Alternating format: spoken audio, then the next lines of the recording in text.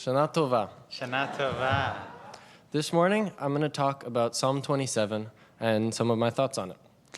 We humans all have fear, and often those fears come from the unknown. This fear of the unknown holds us back from stepping beyond our comfort zones and finding new sources of happiness. Pushing through the fear of the unknown has rarely been a struggle for me. In fact, quite the opposite. I'm often quick to follow my intuition or go where the flow takes me.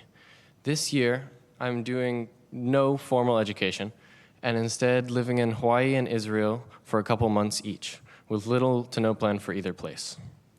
For me, knowing my next move makes me feel trapped and cornered.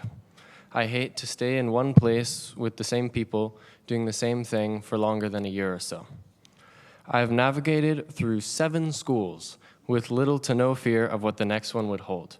But last summer, on the cusp of returning to the same place, which actually was a really good place for me, for a second year in a row, I was terrified.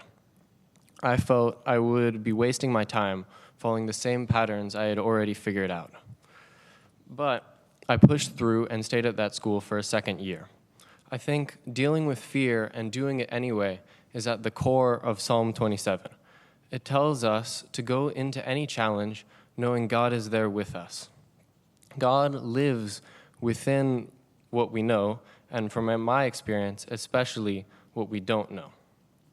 In Kabbalah, the deepest levels of divine power are hidden. God is Ein Sof, infinite, no limits. I'm attracted to finding God in the unknown, but I also know, at least in theory, that God can be found in what we already know, in going deeper and staying committed.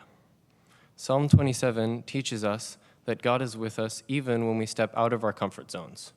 So my prayer for us is that we find the balance of when to leap through to the next unknowable opportunity and when to stay in our patterns and go deeper with what we already know. Shana Tova.